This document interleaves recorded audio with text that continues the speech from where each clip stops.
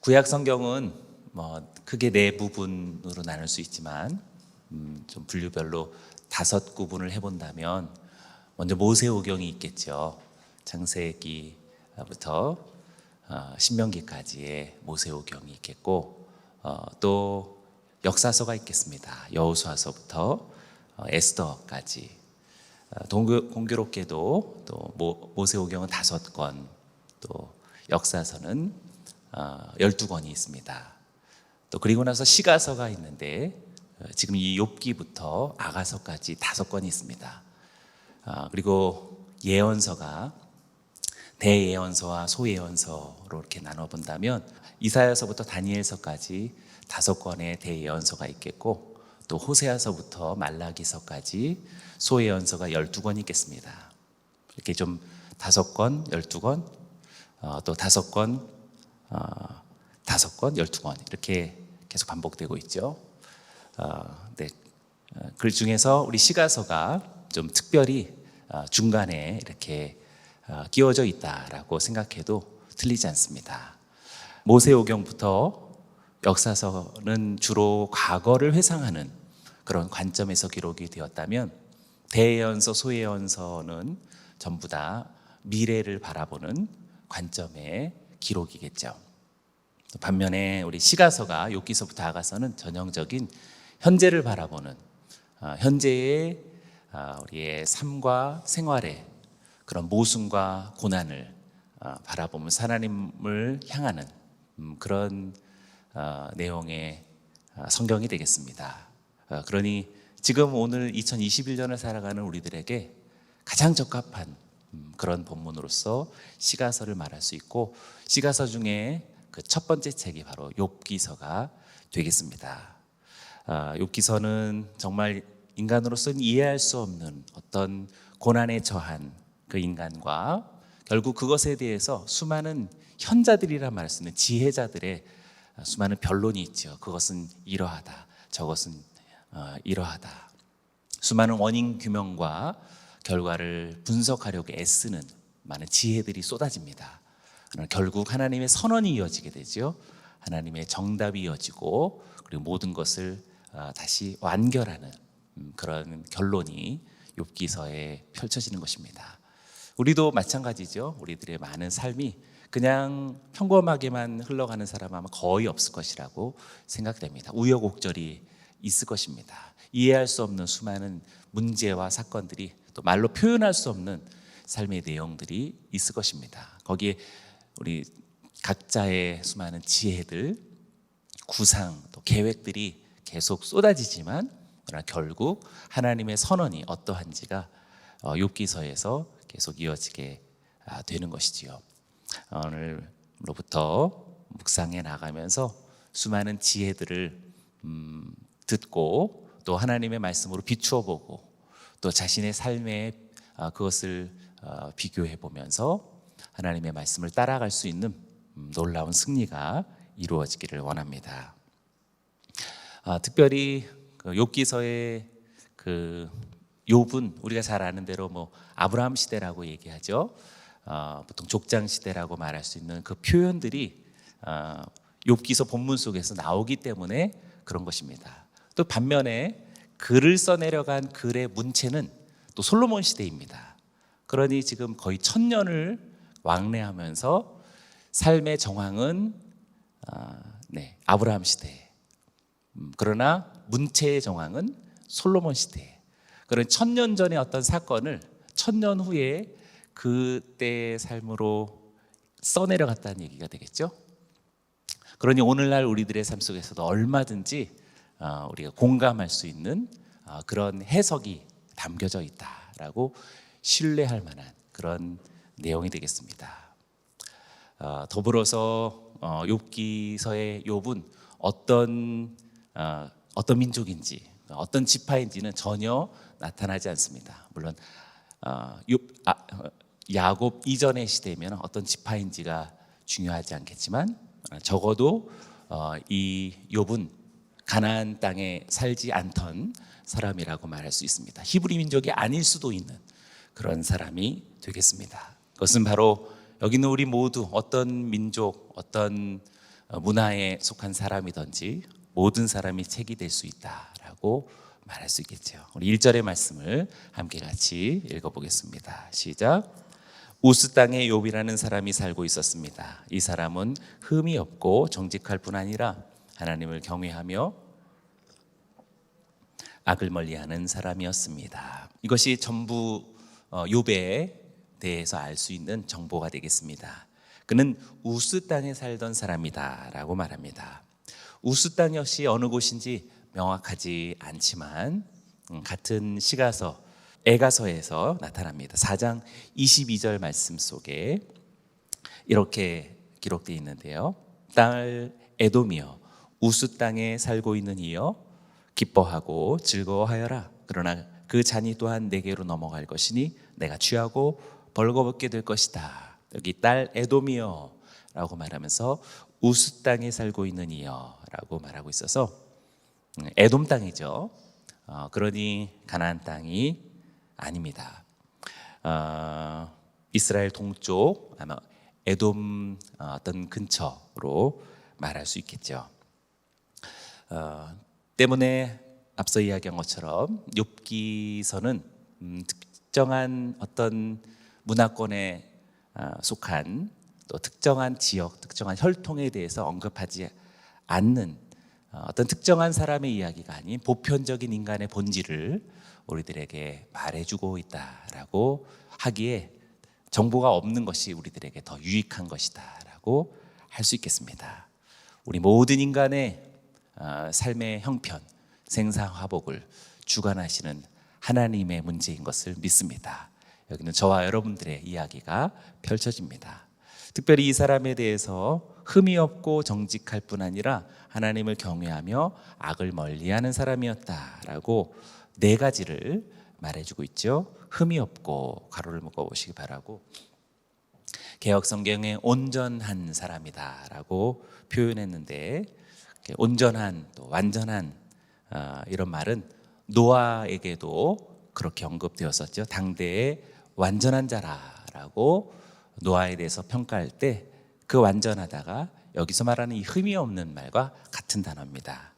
또 아브라함에게도 너는 내 앞에서 행하여 완전하라. 하나님께서 아브라함에 요구하셨던 하나님의 뜻으로서의 어떤 내적 성품도 완전함, 온전함, 흠이 없는 바로 그런 표현이었습니다. 때문에 욥은 이렇게 아브라함과 노아의 하나님께서 그들을 사랑하셨던 그의 성품을 그대로 담고 있는 사람이다라고 말할 수 있겠죠.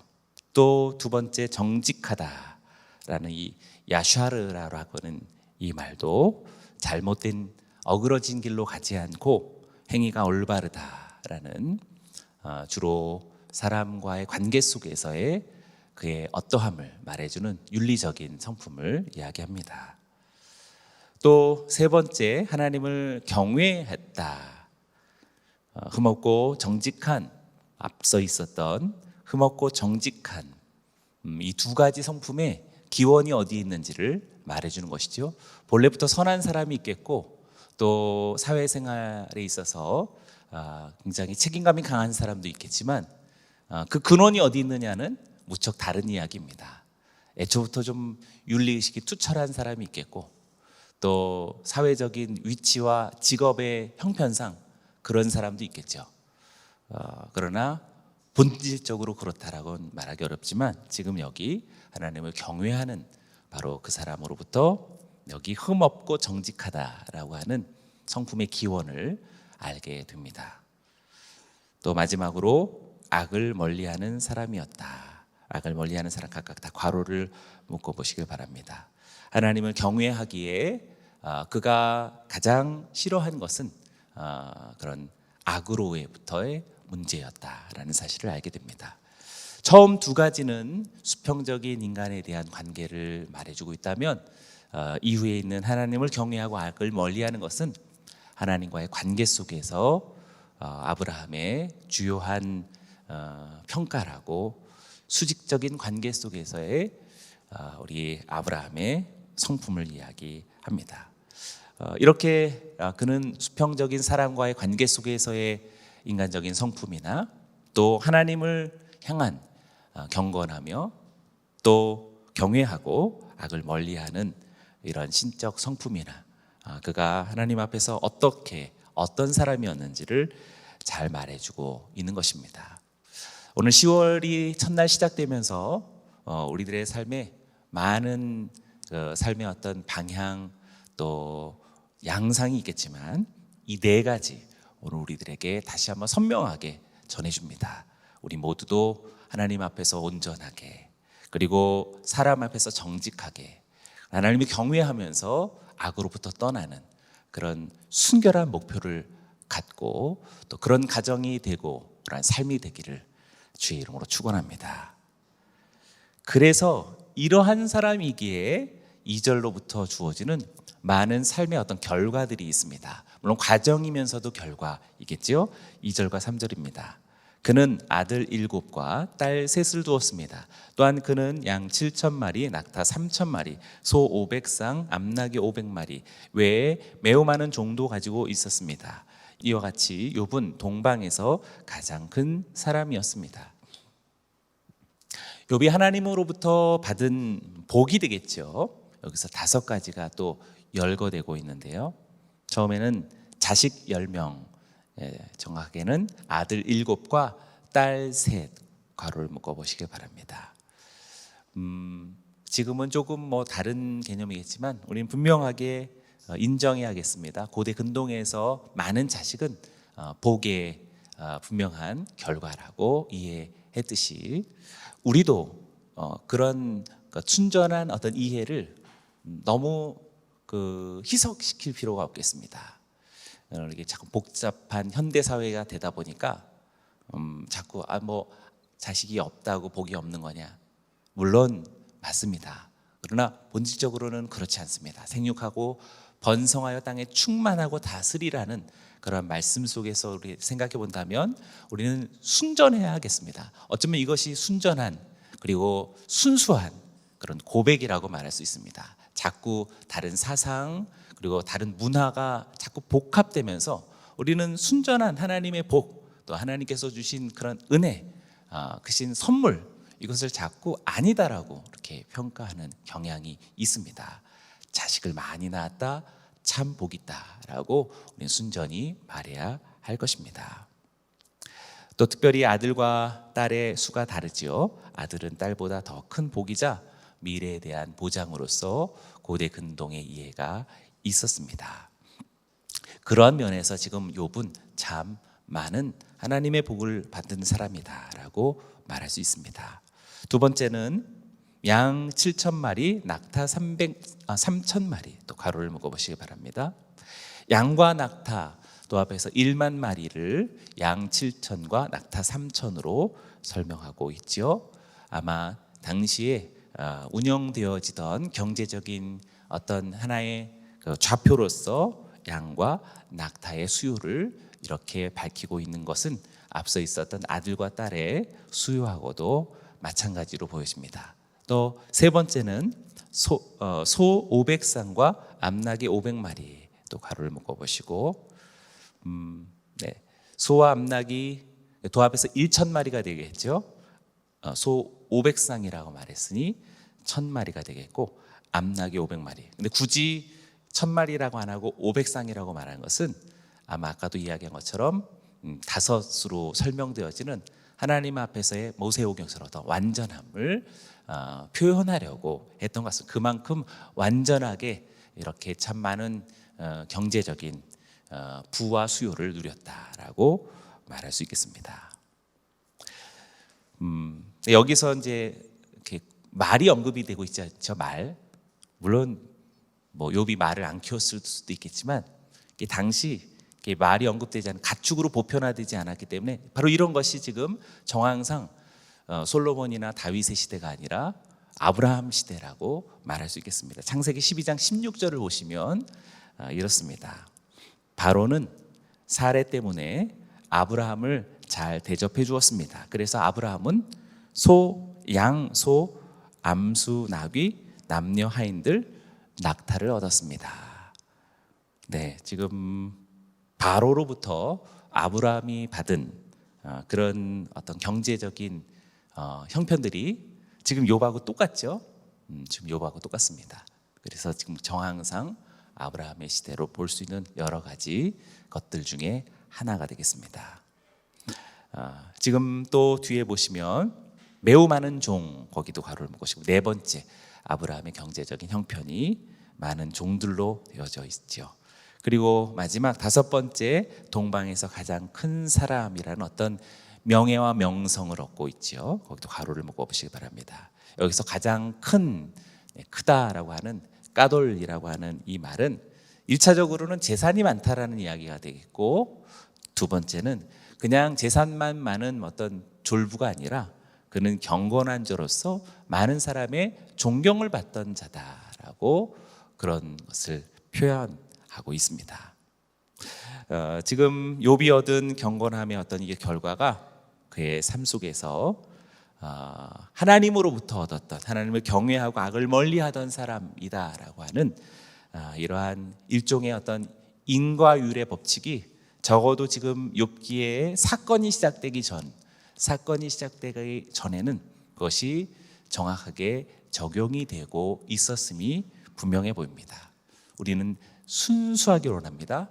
그가 경건했다, 그래서 참 복을 많이 받았다. 그 복이라는 것은 그냥 어떤 내적인 평안만을 이야기하는 것이 아니라 외적인 경제적인 여건과 많은 사람으로부터의 존경과 명성을 얻었다라고 하는 이런 내용에 대해서 우리도 순전하게 하나님의 복을 복으로 여기고, 또 그것을 우리도 사모하고 또 간구할 수 있는 저와 여러분들이 되기를 원합니다. 아멘. 이렇게 정리해 볼 수 있을 것 같아요. 그는 경건하기에 복을 받은 사람이다. 1차적으로 그렇습니다. 그러나 사실상 그는 복 받은 사람이기에 경건한 사람이었다라고 말하는 것도 정확하게 맞습니다. 이 두 가지가 서로 어우러지면서 결국에 하나 되어지고 있는 것은 신약 성경에서도 마찬가지입니다. 우리는 은혜를 받은 사람이기에 하나님을 믿고 섬기고, 또 우리는 하나님을 믿고 섬기기에 은혜를 받는 사람이 되는 것입니다. 이렇게 우리는 두 가지 하나님과의 아주 기묘한 그런 관계 속에서, 인격적인 신앙적인 관계 속에서 이러한 지극한 선을 이루어가는 존재들이다라고 말할 수 있습니다. 4절의 말씀을 보시죠. 욥의 아들들은 집집마다 돌아가며 잔치를 벌이곤 했는데 그때마다 새 누이도 초대해 함께 먹고 마셨습니다. 네, 여기서 지금 잔치를 벌이곤 했는데, 잔치가 원문에는 그의 날들의 잔치라고 되어 있습니다. 그의 날의 잔치가 뭐냐? 보통 생일이라고 말해요. 생일. 그래서 개역 성경에는 자기 생일 때에 자기 집으로 잔치에 초대했다라고 말하고 있습니다. 그래서 이것도 역시 자녀들이 수만 많았던 것이 아니라, 보통 자녀가 10명 되면 그 중에서 한두 명은 뭐 이렇게 갈등이 있던지 싸우던지 뭐 그럴 텐데, 지금 이 내용을 보면 10 자식들이 다 사이가 그 우애가 좋은 거예요. 자기 생일에 각자 초대하는데 그 형제들만 따로 하고 자매들은 멀리 하는 것이 아니라 또 자기 누이들도 함께 초대했다. 만약에 결혼을 했다면 그들의 남편들과도 좋은 관계에 있음을 우리들에게 이야기해주고 있는 것이지요. 그냥 단순한 설명 이상의 내용이 있습니다. 또 한편으로는 이런 내용을 보면서 생일을 귀하게 여기는 것은 그냥 우리 보통 있잖아요. 생일 챙긴다 그러면 좀 그것도 우리가 좀 별로 안 좋게 여기죠. 너무 자기 생일 챙긴다. 물론 이해는 되지만 생일이 주어진 것은 우리가 미역국을 먹는 것처럼 부모님에게 감사하는 거지만 사실 원천적으로 하나님께 감사해야죠. 나를 빚어주시고 이 땅에 보내주신 하나님께 감사하는 것으로서 자기 생일을 저주하는 것만큼 하나님의 가슴에 못을 박는 게 없겠죠. 욥기서가 이제 그 이야기를 하는 겁니다. 욥이 나중에 자기의 생일을 저주하게 되죠. 그것처럼 우리는 각자의 태어난 날을 귀히 여기고 정말 진심으로 축복할 필요가 있습니다. 그래서 우리가 우리 한 사람 한 사람의 생일을 귀하게 여겨야겠다, 그런 마음이 오늘 욥기서를 시작하면서도 충분히 인정을 받는 것 같습니다. 여러분의 날들을 귀하게 여기시고 여러분을 위해서 귀하게 여기는 것이 아니라 여러분을 보내주신 하나님께, 그리고 부모님을 위해서도 감사할 수 있는 복된 날이 되기를 축원합니다. 그들이 이렇게 그날에 서로가 즐거운 웃음과 기쁨, 그러한 마음으로 잔치를 벌였던 것을 보여줍니다. 그런데 이런, 어떻게 보면은 형편이 좋으니까 그렇지라고도 할 수 있겠고, 또 그럴 만한 여유가 참 많이 있나 보다, 마음은 이해되면서도 좀 어떻게 보면 삐뚤어진 마음도 있을 수 있겠죠. 그러니 우리는 순수해야 됩니다.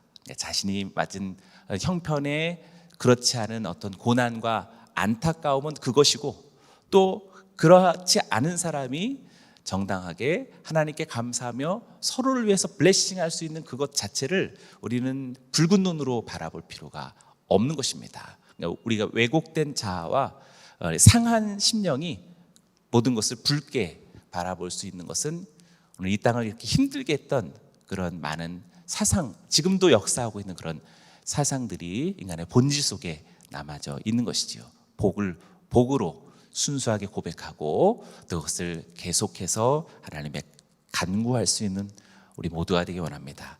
5절 마지막 말씀 속에 보면 그런 잔치 가운데서도 욥이 얼마나 경건하게 그러한 잔치가 하나님 앞에서 유지되고 지속되기를 바랬는지를 발견하게 됩니다.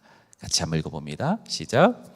이 잔치 기간이 끝나면 욥은 그들을 불러 성결하게 하고 아침 일찍 일어나 그들이 수대로 번제를 드렸습니다. 내 자식들이 죄를 짓고 마음으로 하나님을 저주했을지도 모른다고 생각했기 때문입니다. 욥은 항상 이와 같이 했습니다.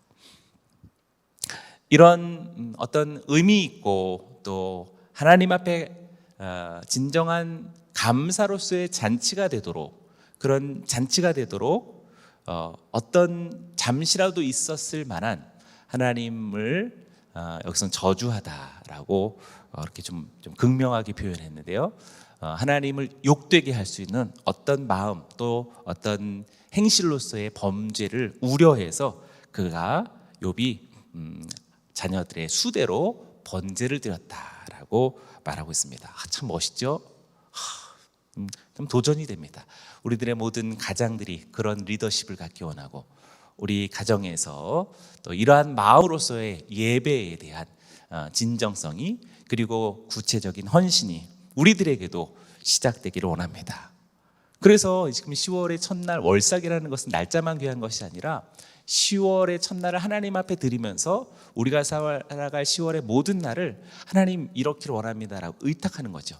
그랬을 때 지금 오늘 5구절 짧아서 좋은 것 같아요. 이 5구절에서 나타난 이 분명한 욥의 하나님께서 부어주신 축복과, 그리고 하나님을 향한 욥의 그 경건하고 진실한 태도가 우리의 삶의 태도가 되고 우리들의 방향이 되기를 주의 이름으로 축원합니다.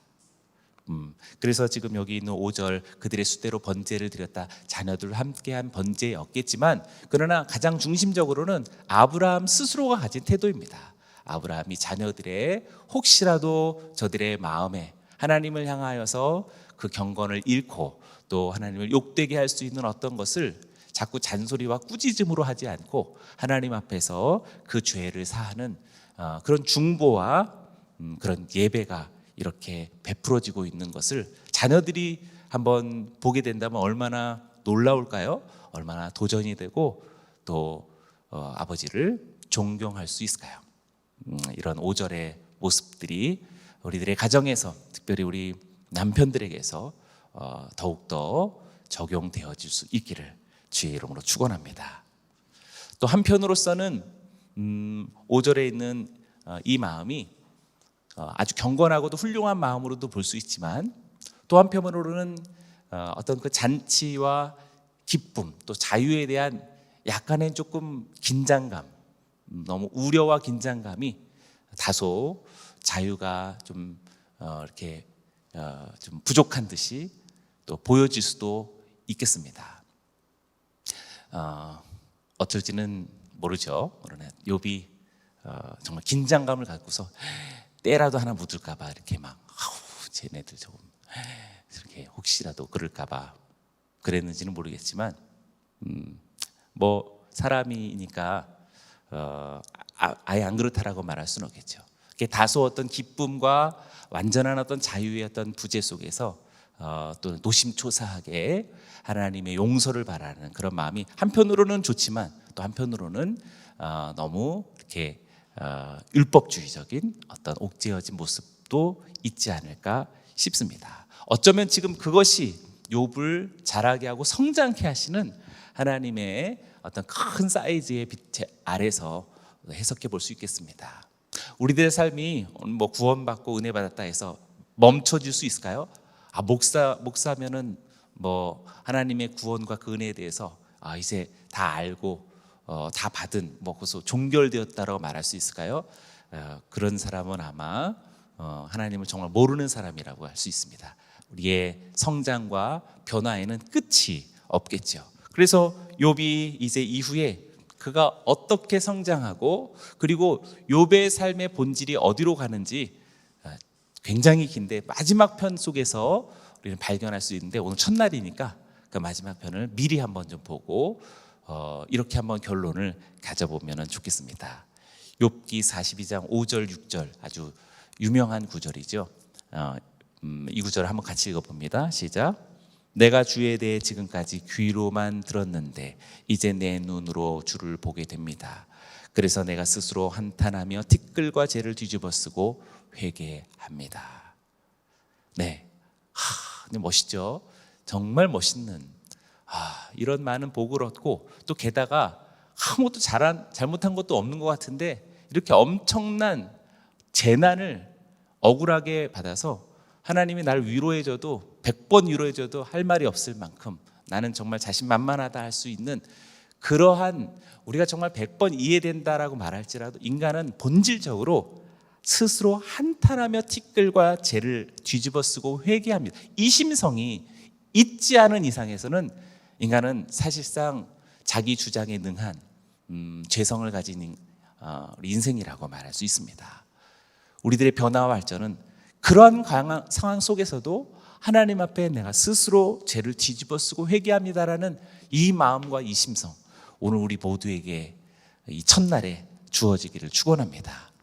그리고 더 중요한 것은 내가 귀로만 들었던 들음의 신앙이었는데 이제 눈으로 보는 봄의 신앙으로서의 성장인 것이죠. 우리들의 이 신앙도 그동안 들었던 수많은 어떤 들음에 대해서, 알에 대해서, 지식에 대해서만 있었지만 이제는 정말 보는 그 봄이 무엇일까요? 사모함이 있지 않나요? 우리들에게도 들음의 신앙에서 이제 봄의 신앙으로 변화되기를 주의 이름으로 축원합니다. 아멘. 마지막 욥기 42장 7절로 8절의 말씀인데 제가 빨리 읽어봅니다. 여호와께서는 욥에게 이 말씀을 마치시고 나서 대만 사람 엘리바스에게 말씀하셨습니다. 내가 너와 내 두 친구에게 진노했다. 너희는 나에 대해 내 종 욥처럼 옳게 말하지 않았다. 그러므로 너희는 수소 7마리와 수양 7마리를 가지고 내 종 욥에게 가서 너희 자신을 위해 번제를 드리라. 내 종 욥이 너희를 위해 기도해 줄 것이다. 그러면 내가 그 기도를 받아들여 너희 어리석음대로 너희가 나에 대해 내 종 욥처럼 옳은 말을 하지 않은 것에 대해 갚지 않겠다. 네, 좀 길게 막 말해서 잘 모르겠지만 7절 말씀에 보면 너희는 나에 대해 내 종 욥처럼 옳게 말하지 않았다라는 표현이 있고요. 또 8절 마지막에 너희가 나에 대해 내 종 욥처럼 옳은 말을 하지 않은 것에 대해 갚지 않겠다. 7절 8절 하반절에 모두가 다 욥의 친구들에 대해서 하나님의 어떤 판단이 분명히 설명되고 있습니다. 옳지 않았다라는 것이죠. 그러기에는 욥이 받은 지금 상황이 너무 크긴 한데 지금 하나님은 욥을 둘러싸고 있는 수많은 인생사의 그 많은 항변과 주장들 그것이 옳지 않으면 하나님이 판결하고 있는 것이지요. 그러면서 8절의 중간에 가장 중요한 표현인데 내 종 욥에게 가서 너희 자신을 위해 번제를 드려라. 내 종 욥이 너희를 위해 기도해 줄 것이다. 이 표현이 있습니다. 결국 하나님이 주변의 완악함을 지적하시고, 그러나 완악함에도 불구하고 그 완악함을 내가 심판하지 않겠다. 왜? 욥이 너희를 위해서 기도해 줄 것이니까. 제사장적 어떤 인생으로서 욥이 설명되고 정의되고 있는 것이죠. 그럼 우리가 지금 많은 복을 얻어서 내가 양이 몇 마리, 자식이 몇 마리, 또 그들이 어떠하다라는 것으로서만 그친다면 어떻게 보면 우리들의 한계라고 말할 수 있습니다. 어쩌면 차라리 하나님은 그가 제사장적 삶으로서 다른 일을 위해서 살아가는 존재다라는 것을 설명하기 위해 좀 욥의 어떤 그 고난, 극심한 고난 가운데서 그 환경을 통해서 세상의 모든 완악함을 밝히시고, 그리고 결국 욥을 통해, 의로운 욥을 통해서 그 완악함과 죄성을 그 죄사하는 어떤 중보와 중재, 하나님의 중재의 삶으로서 쓰임 받았다라는 놀라운 성장과 성숙이 보여지는 것이지요. 우리들의 삶이 여러 가지 삶 속에서 분복을 얻고 누리고 있을 때 그것이 그냥 이렇게 헌금 어느 정도 하는 그런 차원을 떠나서 정말 하나님 앞에서 수많은 어떤 완악한 인생들의 중재자적인 하나님의 대리자로서, 제사장으로서의 살아가는 삶, 그 삶이 욥을 향하신 하나님의 진정한 지극한 복의 절정이라고 말할 수 있는 것입니다. 그러니 사랑하는 여러분, 오늘 우리가 10월의 첫날을 기념하고 감사하면서 우리들의 많은 날들이 수많은 복을 얻기 원하고, 그리고 그 복은 우리들의 내적인 평안과 우리의 영적인 성숙도 물론이지만 경제적인 어떤 혜택과 또 많은 물질적인 축복도 동반되어지길 원합니다. 그러나 결정적으로 저와 여러분들이 하나님께서 원하시는 이 땅의 수많은 죄와 또 완악한 세상에 대한 하나님의 중보자로서의 맡겨진 사명에 충직하게 그것을 이루어가는 저와 여러분이 되시기를 주의 이름으로 축원합니다. 욥은 항상 이와 같이 했다라고 마치고 있습니다. 10월의 모든 날들이 그러하기를 주의 이름으로 축원합니다.